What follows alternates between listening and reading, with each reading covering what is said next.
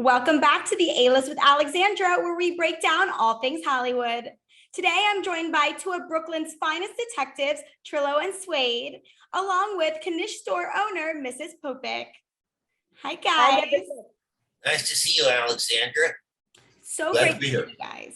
I'm so glad to have you guys back. One of my favorite pairs to interview. Mrs. Pooping, I'm so glad you could be here for the first time.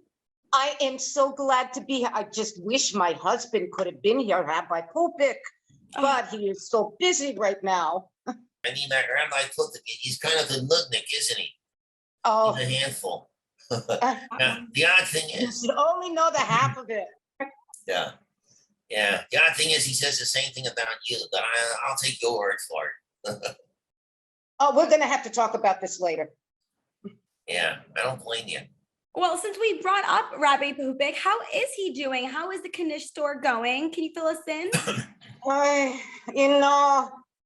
Ever since I shouldn't say this, but ever since, we poisoned just a little bit accidentally that there was salmonella, in one of the Knishes.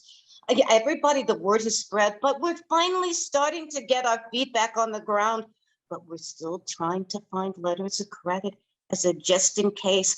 I keep telling, my husband, Rabbi Pooping, that we need to think of our retirement and start looking for a place to go. I want to just relax. Now, if you can get these letters of transit, where would you go exactly? That is a good question. That's an excellent question. Everybody's asking the same question throughout New York City. I've been asking that question for 50 years and I haven't figured it out. It's either going to be Miami. Well, there is a nice Jewish community just outside of Toronto that I was really looking at. And Rabbi Pooping, he could open another Knish store. Ooh. For now, is the store still up and running after the little salmonella scandal? Absolutely. We sort of got rid of that Knish itself, but yes, our business is really starting to pick up again. So everybody, come on out. It says Rabbi Pooping right on top, and we have the best Knishes around. Oh, that is amazing. Now, speaking of businesses booming, Trillo and Suede, what have you guys been up to? How are the cases in Brooklyn? Well, we're always very busy because our reputation precedes us. Everybody's kind of heard about us from now in New York City, kind of the living legend there. Mm-hmm. So that's why we don't advertise our services. It's all word of the mouth. People just got to ask around. You come to Brooklyn, New York, and you just ask around, how do I find Trillo and Suede? And the best place to make the connection is in the Last Exit nightclub. That's in Brooklyn, New York, kind of iconic by now.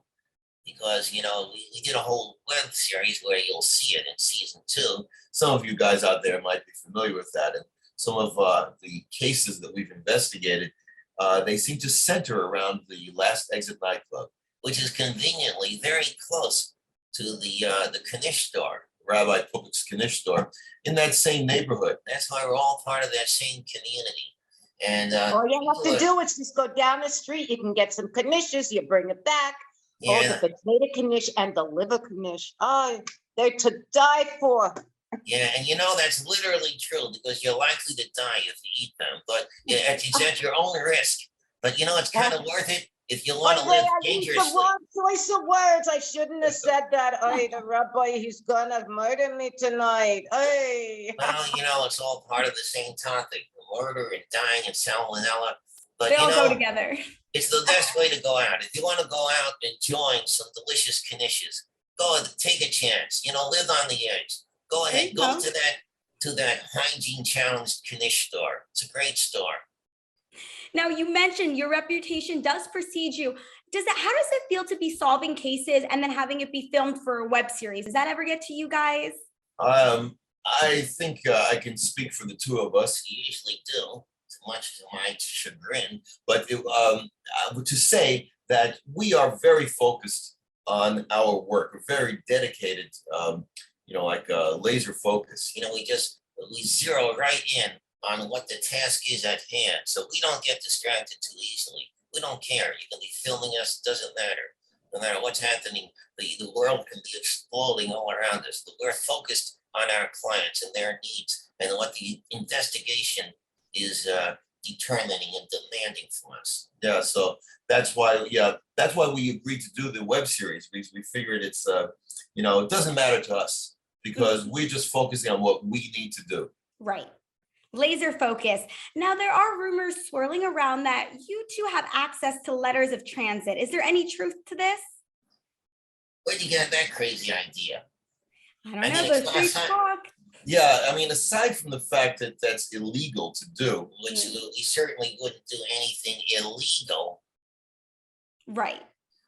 So I don't know where we can get letters. I don't know where anybody can get them. yeah, so ignore those rumors, Alexandra, about the last exit nightclub being a hub for the illegal transfer of letters of transit. And the fact that we hang out there and that we're sort of the conduit for that, the middleman for that. Yeah, so no truth to the rumors that we are involved in the illegal transaction of letters of transit.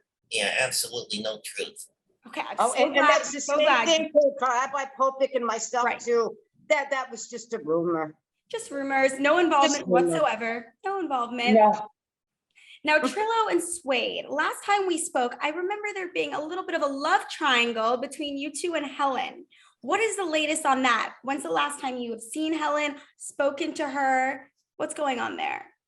Well, Helen sort of has to take her turn, because I got a few ladies lined up there, if you catch my drift, because I kind of I have this magnetism, this animal magnetism, and you could call it a wooden magnetism, that they just can't resist, those ladies. So Helen, yeah, I've seen her recently. I wouldn't call it a love triangle, though. You're talking about with Trillo? That's what she was referring to, triangle with me. I think she expressed some interest at some point in me. Let him be deluded. He likes to think so. All right, well, I think that was the case. No, I wouldn't call it a triangle. She was just trying to be tactful, to be polite to you.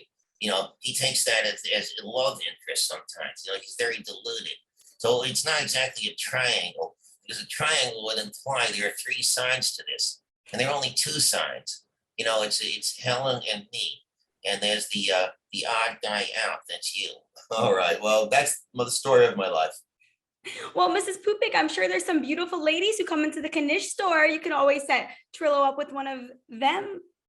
Yeah, but my husband always seems to flirt first.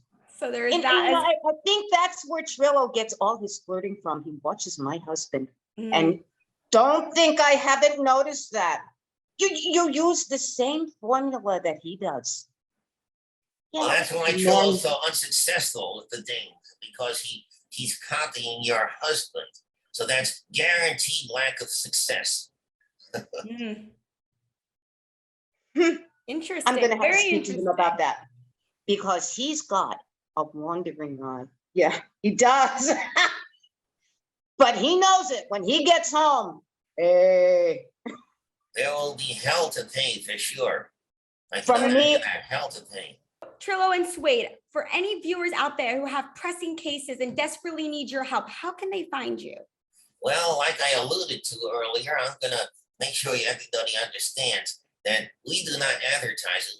We would be so deluged with requests to be clients of ours that we wouldn't be able to even take a step in any direction. So what you gotta do, you gotta demonstrate your dedication, your determination to hire us as detectives by finding us, by asking around. So come to Brooklyn, New York. We're not going to give any hints beyond that. Not even the neighborhood. Just go to Brooklyn, New York and start asking around. Well, we give one hint, one clue. What's that? Last exit nightclub. Oh, that is a big clue. Okay, so if you could find the last exit nightclub. They don't advertise either, so that's it's still a bit of a challenge. Yeah, but if you make your way to the last exit nightclub in Brooklyn, New York. And you ask around in there, there are a lot of people there who are gonna hook you up with us. So that's your entree. That's the secret portal. The portal to reaching us, Trillo and Suede.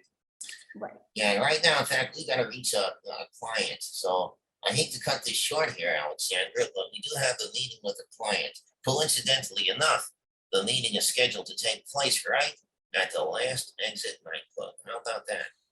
How about that?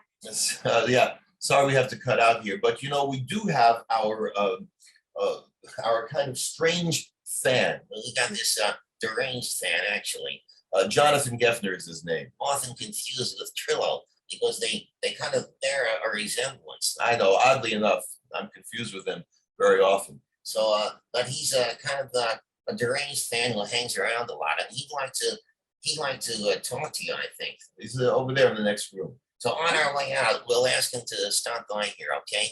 Perfect. Yes, that sounds great. Thank Okay. you, guys. Great to see you again, Great Alexander. to see you. See you soon.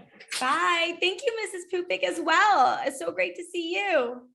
Thank you. Hi there, Alexandra, and there's Wendy. Ah, Oh, there there's Wendy. At first I wasn't sure. Yeah, you looked kind of more like Mrs. Pooping for a moment there, is that- but oh, without gee. the wig there, now I can recognize you and identify you for sure as Wendy, That's the me. wonderful actress who plays Mrs. Pooping in Casanoir, our latest film. Yes, I want to talk a little bit about Casanoir. Can you just give us the viewers a synopsis of the movie and the inspiration behind it? Yes, Casanoir is a short film which is a parody and tribute to the iconic classic Casablanca, a famous movie from 1942, starring Humphrey Bogart and Ingrid Bergman. And so it's one of my favorite films, and a masterpiece. So I decided to do my own take on it, using Trillo and Suede as the main characters, the detective characters that I've developed and been using for more than 2 decades now. So I made it into a Trillo and Suede film, but keeping many of the plot points of Casablanca within this condensed version of it. Yeah, and a lot of selected viewers who gave feedback to the movie spoke about how you mixed old school New York with modern day issues that were arising in the world. How did you find a balance between the two, as well as keeping the humor alive? Well, actually, in the effort to make things funny, to create a comedy, that's what I naturally do very often. I like to mix things up, mix universes up, and have things that are like out of context things thrown in. Kind of, I love sort of Twilight Zone-ish atmosphere. So if I'm writing something that's more serious, it'll be more like the Twilight Zone traditional, which is a serious, intense, suspenseful kind of thing. But if I'm writing something comedy, which I do more often, comedic, then it's going to take on more of a comic flair to it. But it's still going to have this mixed up kind of stuff. I love the kind of confusion and breaking the fourth wall, that kind of thing. So it's sort of, I write that way naturally. Right. And what was it like to shoot Casanoir, especially during the pandemic? Well, all the shooting had some challenges with COVID precautions and things, but it was a very welcome relief for me to be able to do something exciting, to get out there from all the quarantining and the worries in general, and do something which was kind of dream come true, to make this film. It was based on a script I had written over 2 decades ago, my first Trillo and Suede feature film script, which I have not been able to find funding for in all those years. Very frustrating. But then last year, I finally decided that I'm just going to self-fund it, but I can't self-fund a feature film. But I will manage to self-fund with the help partially of a fundraising campaign, crowdfunding, but I'll get it funded if it's a short film, and that's what I was able to do. And Wendy, how did the role come about for you? How did you hear about this film? What was that process like? Well, Jonathan actually contacted me. We had worked before, and I jumped at the opportunity. I love working with Jonathan. It's an inspiration, and it is so fun. We have such fun on the set. And we're talking about COVID.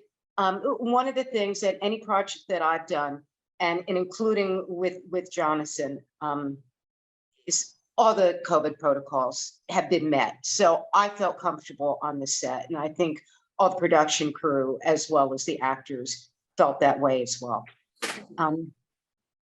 You can't lock yourself up forever. And as long as you take, precaution. And I just really had such a good time. Yeah, well, it was great working with Wendy, and I was very glad that she was available because she mentioned that we worked before. We worked the previous year on season 2 of the web series, the Trillo and Suede web series, where she played Mrs. Lustig. And then, wait, did I get mixed up?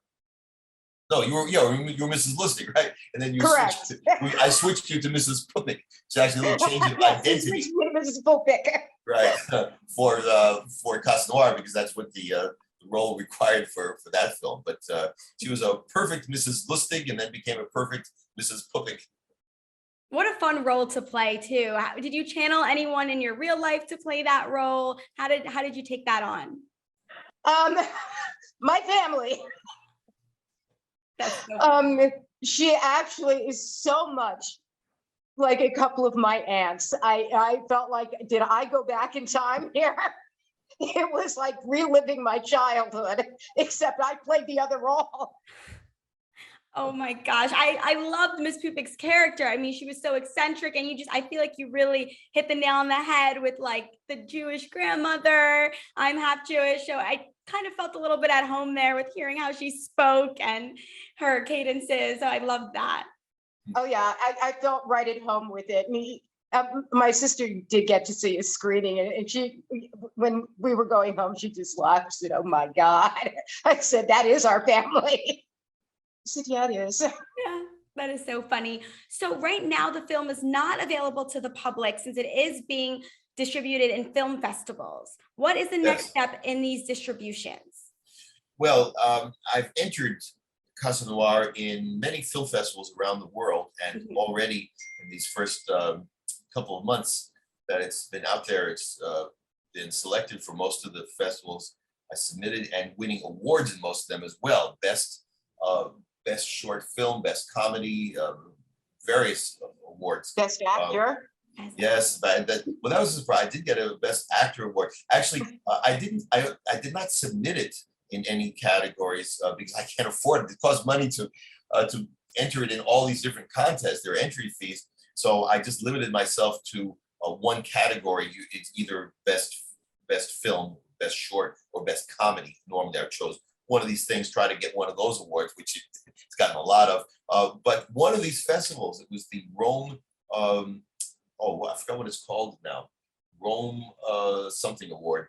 They get mixed up because there are so many of these festivals. But they awarded it best parody, I believe, as well as best comedy, and they added best actor. They actually gave me that. I didn't even enter myself in that category. Wow. I mean, I wish I could enter everybody. I'd love to enter supporting actors for Wendy and all the other actors, and many other best music. I'd love to, but I couldn't afford all that. So I just, okay, go for just the main thing. But they threw that in. So that was bonus. Wow. Bonus, which I was actually a little embarrassed about, because although, I'm pleased with my performance. It's not that I'm going to give false modesty that I don't think I did a good job. I do think I did a good job. However, the only thing I'm really embarrassed about is the fact that the leading lady, Katharina Schmidt, who wanted to be here today. Unfortunately, she wasn't able to make it to this podcast today. But she was so sensational. Wendy, well, you both know, you both saw the film. Like, she was. So I think if anybody, she should have gotten that. But anyway, I am pleased to have gotten it. Yeah, and she's beautiful both inside and outside, and such a good actress. She really is. But Jonathan, yes, you well deserved it. What is next for Trillo and Suede? Are there any other projects in the works? Oh, yes. Well, actually, it ties in with Casanoir, because Casanoir is only available at film festivals. Certain of them are doing screenings, live screenings. They don't all do that, but some of them do. And so now I'm beginning to get notifications of when Casanoir can be seen on a big screen at one of these festivals, various places around the world. And coming up the weekend of June 25th and 26th, anybody in the New York City area who's watching this can get a chance to actually see Casanoir on a big screen. On June 25th, it's going to be at Crane Theater in Lower Manhattan, 9:30 p.m. And then it's going to be, oh, that's on the 26th, on the 25th, the day before. That's the 26th. Yeah, so, and the 25th is Saturday, the day before. I just got word today that it's going to be screened at the Roosevelt Island Film Festival in the afternoon, which is on Roosevelt Island. A lot of New Yorkers never even go to Roosevelt Island, but it's right there between Queens and Manhattan. Great little place to visit at the Main Street Theater. So anyway, I guess we can let people know about, maybe we can post, or they can contact me, through my channel. We'll post something, right, that they can contact for details about how to get tickets to either of those screenings.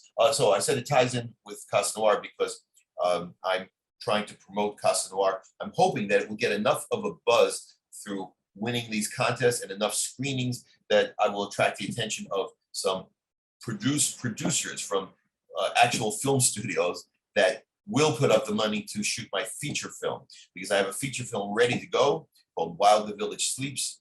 I also have a novel by the same name available on Kindle. That's available for 99 cents, so that's virtually free. Anybody could download my novel and enjoy it. It's Trillo and Suede Murder Mystery. Anyway, but the feature film is what I'm really eager to produce. So I'm hoping to be able to attract funding. It needs more of a budget than just crowdfunding will be able to. I'll never be able to get the crowdfunding for this because we need $250,000, $250,000, which, as you know, is nothing for a feature film. That's a very low budget film, but it's a lot if it's out of my pocket. So anyway, that's my next step, is to focus on that, trying to get the funding to shoot While the Village Sleeps as a Trillo and Suede feature film. And Wendy, can you share with the viewers what you have in the works? Any projects coming up? Anything you're working on now? Well, right now, aside from, the Trillo and Suede projects, I'm in production for a new sitcom for Amazon Prime, Ooh, which will start airing sometime in September. I don't know the specific dates. And it's called Narcissists of NYC. oh my And God. it is hysterical. Even that title alone, my mind is running wild. This sounds I know, like it's going to be a I good one. So let's see how it goes. Well, we're there'll be 10 episodes for or 12 episodes for the first season. 12 episodes. Ooh, so exciting. So yeah, I'm extremely excited about it. And I'm also in production for another film that is called Frank and Edna Take on Le Mans. It is a fundraiser for cancer. We filmed it during the late summer, early fall. They decided they need more comedy in it because it's a very heavy subject. Mhm. And I'm the comedy relief. So they're adding like 6 more scenes. Oh, yes. And that's also in negotiation with Amazon Prime and a couple of other stations. Okay. So we'll see how that goes. So stay tuned on that We should be one. done with that by the beginning of July. Oh, the 2 great Yeah. projects in the works. And now, Jonathan, while we're waiting for Casanoir to hit the public, where can people get their fix of Trillo and Suede? Okay, the place to go for that, the best place, the main place, is the YouTube channel, the Trillo and Suede YouTube channel. Conveniently enough, that's the name of the channel. On that channel, I have other videos with other puppet partners of mine also. So you get a nice variety of the various puppet characters that I have, various shtick, various little videos, live performances, all kinds of stuff there. But the focus, most of the stuff there, is Trillo and Suede. So they can watch the entire web series.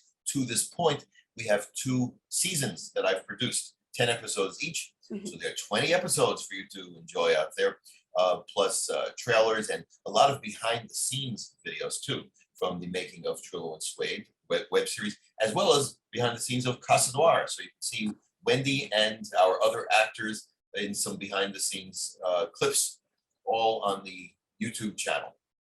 Any plans for a season 3 of the web series, or is that on the back burner for now? I would love to do that.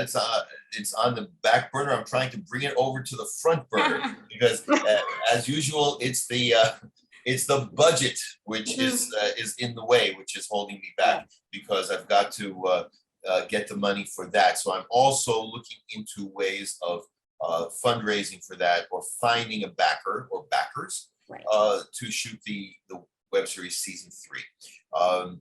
It doesn't require nearly as much of a budget as my feature film, so it's not my prime focus right now. But I would love to shoot season 3. I've written a lot of ideas for it. I haven't written out all the scripts because I didn't want to get myself too excited and to be too disappointed by writing the whole script for the season and not being able to fund it, because it's not definite that I can fund it. But I am hopeful that I'll find a way to fund it. And I've got the makings of the script, like the outlines, all set, so I could easily write season 3 quickly if I see I've got the money to do it. Hopefully later this year I'll have some news about that and be able to actually go ahead with season 3. Oh, I would love that. I find Trillo and Suede so lighthearted, so funny. It's such an easy watch. It's a fun watch for anyone who wants to go and check that out. It's on their YouTube channel. Now, Wendy and Jonathan, I want you both to answer this for me personally. What do each of you want viewers to walk away? What message do you want them to receive after watching Casanoir? Wendy? Well, okay. I'm sure your answer is going to be, there is so much sadness in the world, and it is a great escape into fantasy and just a good laugh, which is so good for the soul. Yes. So if you want a good laugh and an escape, that's the way to do it. Well, yes, I like that view, that commentary a lot, and I think that in particular, I think people can come at this, can enjoy Casanoir from a lot of different angles. Like certainly anybody who loves film noir, anyone who loves old movies, old Hollywood, I think will really enjoy Casanoir, because it's in black and white. So it even I wanted to do it in black and white to really make it feel like it was shot back then in that era. But also anyone who loves ventriloquism and puppetry, and I think that there's a lot of funny stuff that's kind of unique that I do with this as a ventriloquist, as my main profession being a ventriloquist, and people who enjoy comedy in general. I think you mentioned that feedback video of fans' reactions to Casanoir from the Wildwood Sound Festival, which we won best performances in. They gave us that award, I recall. But there was this video they put together of audience reactions, and that's some of the comments we got. I remember there's one guy there who said, "This is not the type of thing that I thought I would enjoy." I don't know if he said that, but I loved it. So I think that a lot of people will be surprised, even if they don't fit into those categories. Like they don't usually like old movies, they don't like film noir, they don't care about ventriloquism. They may not like any of those elements, but the way that we've all put it together, I think will kind of surprise people on how appealing it could be to a wide range of people. Right. Yes. Everyone needs to give it a shot. Even if those things are not up your alley, the way it came together, Jonathan, as you mentioned, it was just perfect. It was a great tribute to film noir and Casablanca. Oh, thank you. Yes. Thank you guys so much for being here today. It was such a pleasure talking with you both. Thank you. My pleasure too, on behalf of Trillo and Suede.